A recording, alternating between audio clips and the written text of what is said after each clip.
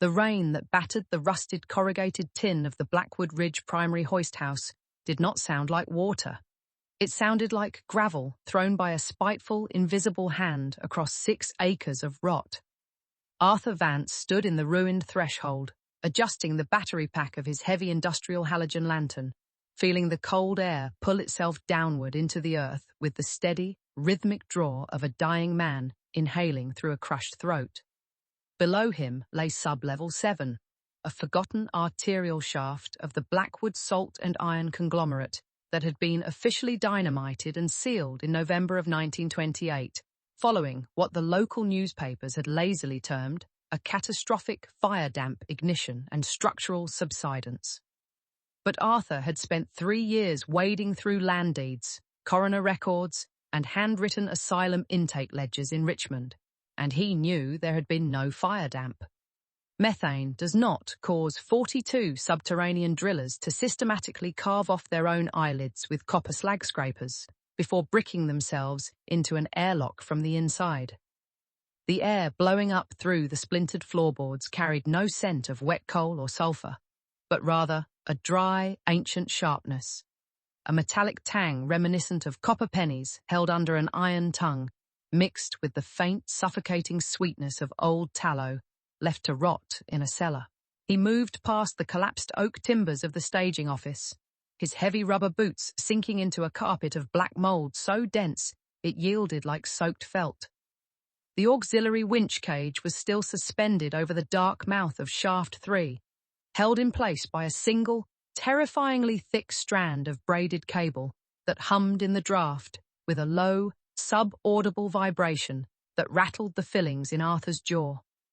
He pulled his leather working gloves tight, tested the brake handwheel, finding it frozen solid in a crust of orange rust that flaked off like dried scab, and stepped into the wrought iron cage, his weight causing the entire apparatus to drop 6 inches with a sickening, metallic screech that echoed down into the abyss for an unnaturally long time. He did not drop by winch. Instead, he began his descent down the maintenance ladder, bolted parallel to the guide rails, down through 70 feet of rotting timber bracing, through 90 feet of wet limestone where white troglodytic fungi hung from the ceiling like dripping curtains of lace, until the damp rock abruptly gave way to a stratum that should not have existed according to any geological survey of the Appalachian Basin. By the 300-foot mark, the moist, earthy walls vanished, replaced by an uninterrupted mantle of fine-grained, non-crystalline basalt that was so utterly black it seemed to drink the harsh beam of his halogen lantern without reflecting a single photon. The air here was dry, cold, and unnaturally heavy, pressing against Arthur's eardrums with a static pressure that made his head throb in time with his racing pulse.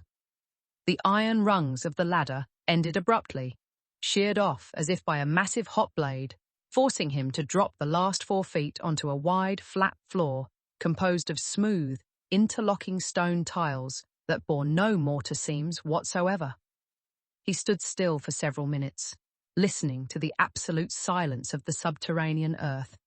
But the silence here was not empty. It was dense, fraught, and thick with a subtle, rhythmic thrumming, a sound so low it was felt rather than heard, vibrating through the bones of his ankles, travelling up his tibia, and settling like an ache in the small of his back. He raised his lamp, illuminating a corridor that stretched forward into the blackness with a mathematically terrifying precision, its vaulted ceiling carved into sharp, repetitive angles that resembled the ribcage of an unfathomably long-dead leviathan. Scattered across the floor of this ancient passageway lay the preserved debris of the 1928 salvage team, or what was left of them after nearly a century of undisturbed dark. Dented brass carbide lamps sat coated in a film of glittering, salt-like dust.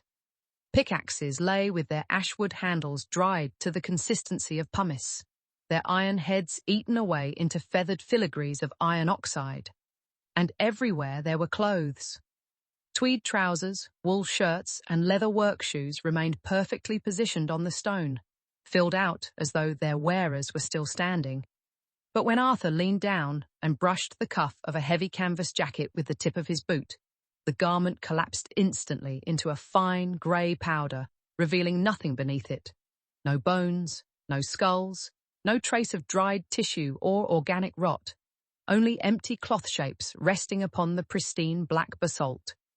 It was as if the men had simply evaporated out of their working gear, leaving their clothes behind like hollow chrysalises abandoned by insects that had molted into something invisible. Arthur reached into his canvas shoulder bag and pulled out the leather-bound field journal of Supervisor Silas Miller, the only document recovered from the site's upper office before the state militia had cordoned off the ridge in 1929. The handwriting on the final pages was no longer Miller's usual precise clerical cursive. It had devolved into a manic scratching script that cut through the paper, filled with repeated phrases and grotesque geometric sketches that looped over themselves until the ink was a solid black smear. "The rock does not yield because it is not rock," one entry read, dated 3 days before the seal. "It is skin. We are drilling into the back of a sleeping eye. When the bits bite deep, the oil that comes out is not petroleum. It remembers us. It speaks in our mothers' voices from the bottom of the sumps. Joseph cut his ears off today so he wouldn't have to listen to his dead child calling him down into the drainage ditch, but he still heard it through his teeth. We all hear it through our teeth." Arthur tucked the journal away, his hand trembling slightly against the canvas strap, and stepped over a neat line of 7 empty boots that were lined up against the wall as if their owners had politely removed them before walking barefoot into the deep dark. As he progressed deeper down the corridor, the air grew increasingly colder, smelling faintly of ozone and dried blood, and his flashlight beam began to suffer from a strange optical distortion. The straight beam of light seemed to curve subtly toward the right wall, bending in a smooth arc as if space itself were being gently tugged toward an immense, invisible mass seated further down the tunnel. The silence was now periodically broken by a faint, wet click, a sound like a soft tongue being pulled away from the roof of a dry mouth, that seemed to originate from the stone ceiling directly above his head, though whenever he snapped his light upward, he saw only the smooth, angular vaulting of the black basalt, clean and devoid of even a single speck of dust. He reached a junction where the corridor split into 3 identical branches, each framed by a monumental archway carved with high-relief glyphs that made his eyes ache when he attempted to focus on them directly. They were not hieroglyphs, nor runic characters. They were diagrams of human bodies in various stages of spatial unfolding, figures stripped of skin, their muscles and internal organs drawn out into long, geometric ribbons that wrapped around impossible multi-dimensional shapes that seemed to rotate on the stone surface depending on the angle from which the light struck them. In the center of the threshold lay a large, circular brass plate, roughly 3 feet across, bolted to the basalt floor with 6 heavy iron rivets. The center of the plate had been punctured from below, the thick brass jaggedly peeled back like the petals of a metallic flower that had burst open under immense pressure from within the earth. Arthur knelt by the ruptured brass plate, lowering his light into the ragged hole, but the beam died after a few feet, swallowed whole by a darkness that seemed thicker and more liquid than simple absence of light. A sudden, sharp vibration passed through the stone floor, so intense that it knocked him onto his hip, throwing his halogen lamp onto its side where the glass lens cracked with a sharp ping. In the sudden, flickering amber light of the damaged bulb, Arthur saw that the shadow cast by his own body against the left archway was no longer mirroring his movements. While he was sprawled on his hip, resting his weight on his elbows, his shadow remained standing upright, its long, distorted arms raised to its head in a posture of silent, agonizing screaming. Panic, cold and sharp as a razor, cut through the academic detachment that had fueled his 3-year obsession, pulling him to his feet with a gasp that rattled in his dry throat. He grabbed the cracked lamp, its bulb humming at a high, distressed pitch, and backed away from the junction. But as he turned to retrace his steps toward the ladder shaft, he found that the straight, mathematically precise corridor he had walked down for 40 minutes was gone. In its place was a winding, spiral gallery that sloped downward at an impossible angle, its walls lined with thousands of small, square niches, each containing a perfectly preserved, petrified human heart that sat motionless on a bed of fine white ash, except for the one directly beside his elbow, which was beating, slowly, wetly, and with a heavy, deliberate thump that matched the rhythm of the vibration beneath his feet. He began to run, his heavy boots clapping against the seamless stone floor. But the geometry of the gallery defied all physical logic. No matter how fast he sprinted, the niches flowed past him at the exact same rate, an endless procession of dead, calcified organs that gradually began to pulse in unison, creating an overwhelming, rhythmic pounding that filled the cavern until the very air seemed to liquefy with sound.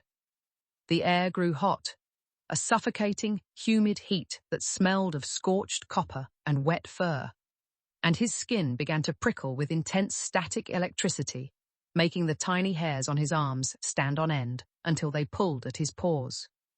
He rounded a sharp, non-Euclidean corner that forced his body to lean at a 45-degree angle just to maintain his balance, and burst out onto a narrow stone ledge suspended over an interior chamber so vast that the ceiling and floor were entirely lost in the eternal blackness. In the center of this titanic void hung a sphere of black, iridescent fluid, roughly 50 yards in diameter, held perfectly motionless in mid-air without any visible means of support, its surface churning with slow, oily ripples that formed fleeting, recognizable, human faces before dissolving back into the dark sheen. Surrounding this floating mass of liquid were dozens of concentric stone rings that rotated slowly in alternate directions, their surfaces covered in thousands of small, copper needles that hummed like a chorus of dying wasps. Attached to these rotating rings, bound by thick bands of dark resin that had hardened over centuries, were the bodies of the missing 1928 salvage crew. Not dead, not decayed, but stretched and elongated, their limbs pulled into impossibly long, thread-like tendrils that wove through the copper needles like thread through a loom. Their pale, hairless heads turned inward toward the central sphere, their lidless eyes wide and staring into the churning fluid with a quiet, horrifying ecstasy. Arthur tried to scream, but his lungs refused to compress. The air in the chamber had become so dense with the psychic gravity of the central sphere that every breath felt like inhaling cold, liquid lead.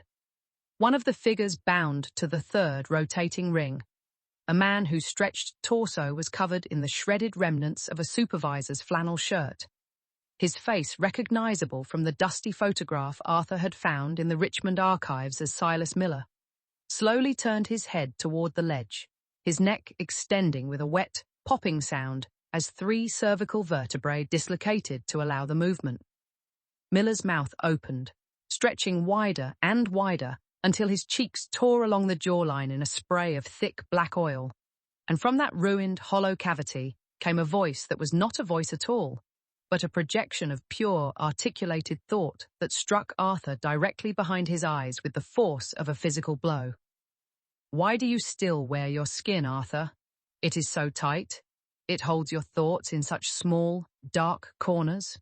Come out of it. The stone has spent 3 billion years learning how to dream us." The central sphere of black fluid suddenly shuddered, its surface extending a dozen thick, tendril-like pseudopods that lashed out across the void, striking the stone ledge directly beneath Arthur's feet with a sound like thunder, shattering the basalt into millions of razor-sharp shards that fell away into the dark. Arthur lunged backward, catching the edge of the gallery corridor with his fingertips, his body dangling over the limitless pit while his lamp tumbled down into the abyss, its light beams spiraling into the dark for a full 20 seconds before it was abruptly snuffed out by the cold fluid below. In the total, absolute darkness that enveloped him, he felt something cold, smooth, and dry reach down from the darkness of the corridor ceiling and gently brush against his neck. A hand with far too many joints, its long, thin fingers smelling of tallow and dried salt, sliding beneath the collar of his jacket with a mother's gentle, terrifying tenderness. With a desperate animal surge of strength, Arthur hoisted himself back onto the gallery floor, scrambling on his hands and knees through the dark, blind to everything, except the tactile sensation of the smooth stone beneath his palms and the wet, clicking sounds that were now descending from the vaulting all around him. He did not know which way he was running. Up and down had lost their meaning, replaced by a terrifying sensation of being pulled sideways through a series of shrinking apertures that squeezed his ribs until he heard the cartilage crack. The voice of Silas Miller was no longer coming from behind him. It was inside his skull, echoing off the interior of his parietal bones, repeating the same simple, terrifying realization over and over. The mine was not a hole we dug down into the world. It was a crack that opened in the ceiling of something else. We are at the bottom of the lake, Arthur. We have always been at the bottom of the lake. Light suddenly blinded him, not the soft yellow beam of his lost lantern, but a harsh, white, flickerless illumination that smelled of ozone and burning copper. And he tumbled forward onto his face, skidding across a floor covered in sharp, metallic gravel that tore through his trousers and peeled the skin from his knees. He raised his head, gasping for breath, and found himself back in the junction of the three archways. But the archways were no longer vacant. They were sealed shut with solid slabs of the black basalt, and standing before the central arch was his own reflection. Not a shadow, but a physical duplicate of himself, wearing the same torn jacket, the same dirt-stained trousers. But its eyes were completely black, filled to the brim with the churning, iridescent fluid from the central chamber. The duplicate smiled, a wide, serene, horrifyingly gentle expression that split its face from ear to ear, and reached out its right hand, its long, pale fingers extending toward Arthur's face with a smooth, fluid grace that bore no trace of human anatomy. "You took 3 years to find us, Arthur," his double spoke, its voice carrying the precise timbre and inflection of Arthur's own voice, but layered over an underlying chorus of 42 distinct, whispering tones that rustled like dry leaves in a winter storm. "You thought you were researching history, but you were just remembering your way home. Look down at your hands. Look at what the air down here has already done for you." Arthur raised his hands to his face in the blinding white light, and a cold, silent horror seized his heart as he saw that his fingers were no longer covered in skin. The epidermis had split cleanly along the knuckle lines, peeling back like soft suede to reveal a smooth, polished bone structure, made not of calcium, but of glittering, black basalt that hummed with a soft, internal vibration. There was no blood, no pain, no exposed muscle, only the quiet, perfect transformation of living flesh into the ancient, eternal stone of the deep earth. A slow crystallization that was already spreading up his wrists, hardening his tendons into strands of dark copper, and settling around his heart like a warm, protective shell. He did not fight as his double reached forward and gently laid its hand over his face. He felt the cold, dry fingers press into his cheekbones, felt his eyelids dissolve into fine, salt-like dust, and felt his vision expand exponentially beyond the narrow, visible spectrum of human sight.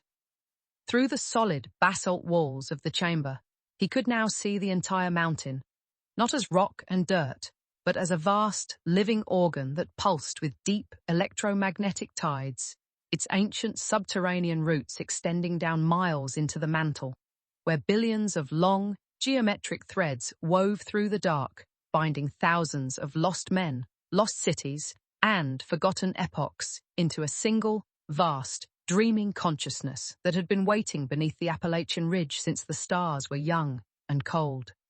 As his mind pulled away from his body, expanding into the vast stone galleries that stretched out for hundreds of miles beneath the sleeping towns of the valley, Arthur Vance felt a strange, profound sense of peace wash over his dissolving human identity, leaving behind only the quiet, permanent clarity of the earth. In the ruined hoist house on the surface 300 feet above, The storm raged on through the night, blowing rain through the cracked windows and rattling the rusted tin roof until the structure finally collapsed into the mud at 3 o'clock in the morning. But far below, in the absolute lightless quiet of sub-level 7, 43 pairs of lidless stone eyes turned slowly toward the dark, watching the long, beautiful geometry of the deep world unfold itself in the dark, waiting for the next curious man to come digging through the salt.